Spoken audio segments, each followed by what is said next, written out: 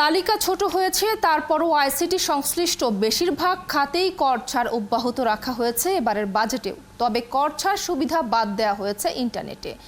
সব খাতের প্রয়োজনীয় এই পরিষেবায় কর চাপিয়ে বা কর বাড়িয়ে অন্য উপখাতে কর ছাড় দিলেও কি লাভ হবে? এখন তো সব কিছুই ইন্টারনেট ভিত্তিক। তাহলে 2041 সালের মধ্যে স্মার্ট বাংলাদেশ গড়ার মিশন কি বাধাগ্রস্ত হয়ে যায় না? তাহলে সমাধান কি? এ নিয়ে কথা বলতে চাই। যুক্ত হচ্ছেন শিক্ষাবিদ ও প্রযুক্তি বিশেষজ্ঞ ডক্টর মোহাম্মদ কায়কোবাদ। ডক্টর কায়কোবাদ, ধন্যবাদ জানাচ্ছি যুক্ত হবার জন্য এবং এই মুহূর্তে আমাদেরকে সময় দেওয়ার জন্য। আসলে যেমনটি বলছিলাম যে এবার বাজেটে কর ছাড় থেকে অব্যাহতি ছিল, যেটি আসলে ইন্টারনেটে, সেটি আসলে কর দেওয়া হয়েছে। কর সুবিধা অব্যাহত যেটা ছিল সেটি আসলে এই বাজেটে আর রাখা হয়নি। এটিকে আপনি কিভাবে দেখছেন? কারণ হচ্ছে বাজেটে আর্টিফিশিয়াল ইন্টেলিজেন্স, রোবোটিক্স এবং ব্লকচেইন, এগুলো তো আসলে সবই ইন্টারনেটের মাধ্যমে চলবে। এই পরিষেবাকে কর অব্যাহতির তালিকা থেকে বের করা দেওয়ার বিষয়টিকে আসলে আপনি কিভাবে দেখছেন, এবং স্মার্ট বাংলাদেশ গড়ার ক্ষেত্রে আসলে এটি অনেকটা সাংঘর্ষিক হয়ে যায় কিনা? তাহলে আপনাকে অনেক ধন্যবাদ। বর্তমান সরকার আমাদের ডিজিটাল বাংলাদেশ প্রতিষ্ঠার স্বপ্ন দেখিয়েছেন। এখন স্মার্ট বাংলাদেশের কথাও বলা হচ্ছে। কোনো সন্দেহ নাই,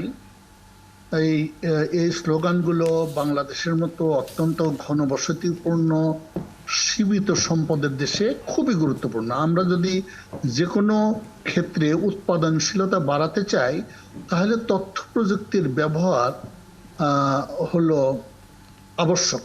তথ্য প্রযুক্তির ব্যবহার ছাড়া আমরা কোনো ক্ষেত্রে উৎপাদনশীলতা বাড়াতে পারবো না।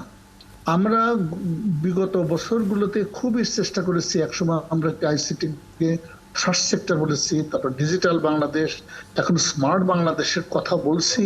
তো আমার যেটা মনে হচ্ছে যে আমরা খুব লক্ষ্যভেদী কোনো সিদ্ধান্ত নিতে পারছি না যে আমরা একটা লক্ষ্যে উপনীত হব।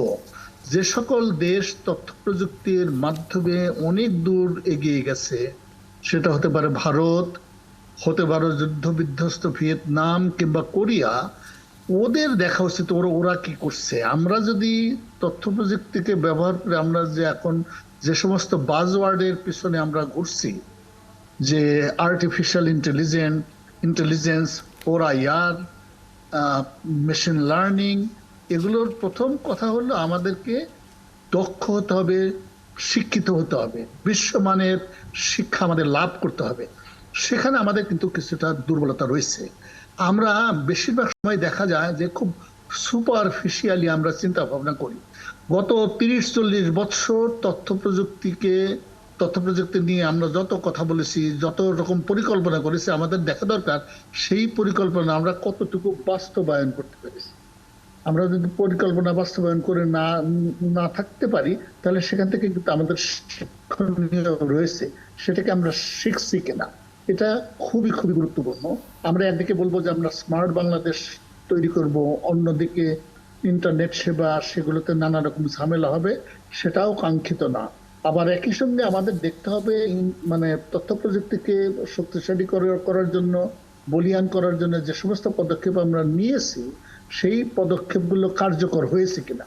আমরা কখনো আত্মসমালোচনা করতে চাই না, আমাদের এই বিশ্লেষণ করা দরকার। আমরা যদি এই বিশ্লেষণগুলো করি, তাহলে আমরা বুঝতে পারবো যে আমাদের কোন পদক্ষেপগুলো যথাযথ হয়নি, এবং সেখান থেকে আমরা শিখবো এবং আমরা আরো সমৃদ্ধ হব। সেটাই, এই জন্য প্রযুক্তি নির্ভর সংগঠনগুলো বলছে যে আসলে খাত উন্নয়নে গুরুত্ব দেওয়া হয়েছে, কিন্তু ইন্টারনেট এই 3 খাতের চালিকা শক্তি, আর এই পরিষেবাকেই কর অব্যাহতির তালিকা থেকে বের করে দেওয়া হলো। আরেকটি বিষয়, বেসিস নেতা বলছেন যে পুরোপুরি ক্যাশলেস হওয়ার যে মিশন নিয়ে এগুচ্ছে সরকার, সেখানে উদ্যোক্তাদের প্রণোদনা ও নীতি সহায়তা না দিলে আসলে মিশন সফল হবে না। আপনি কি বলবেন এ নিয়ে? দেখেন, তথ্য প্রযুক্তির খাত থেকে বিশেষ করে যে ভ্যাট, ট্যাক্স মওকুফ, কিন্তু দীর্ঘদিন অনেক আগের থেকে এটা করা হয়েছে। এগুলো করলে আমাদের দেশ কতটা অগ্রসর হবে, ঠিক সেই পরিমাণ অগ্রসর আমরা হতে পারলাম কিনা, সেটাও কিন্তু প্রকৃতপক্ষে দেখা দরকার। আমরা যে সরকারকে যে পরামর্শ দিচ্ছি, উপদেশ দিচ্ছি, আমাদের আগের পরামর্শগুলো যথাযথ ছিল কিনা, সেটাও কিন্তু জানা দরকার। অবশ্যই এ কথা ঠিক যে আমরা ইন্টারনেটের আরো ব্যবহার করব, সুতরাং ইন্টারনেটের দাম যদি বেড়ে যায় তাহলে তো সেখানে আমরা ব্যবহার করতে পারবো না। সেখানেও আমাদেরকে বিবেচনায় আনতে হবে কিভাবে আমরা এই কাজটা করতে পারি। নিশ্চয়ই আরেকটি বিষয় নিয়ে যদি একটু বলেন, আমার হাতে সময় আসলে খুবই কম, সেটি হচ্ছে প্রযুক্তি খাতে কর্মসংস্থান বিবেচনায় নিয়ে বাজেটে ল্যাপটপের কর কমানোর সিদ্ধান্তকে স্বাগত জানিয়েছে সবাই, কিন্তু আইটি খাতে এত স্বপ্ন দেখে আমরা ল্যাপটপের উৎপাদক হতে পারলাম না কেন? না, ল্যাপটপ তো আমরা উৎপাদন করছিলাম, আমাদের দোয়েল ল্যাপটপ বলে একটা সূচনা করেছিলাম। সেই দোয়েল ল্যাপটপ আমরা চালিয়ে যেতে পারলাম কিনা, কি আমাদের ভুল ছিল চিন্তা ভাবনা, সেগুলো নিয়ে তো আমরা কখনো গবেষণা করি নাই, বিশ্লেষণ করি নাই।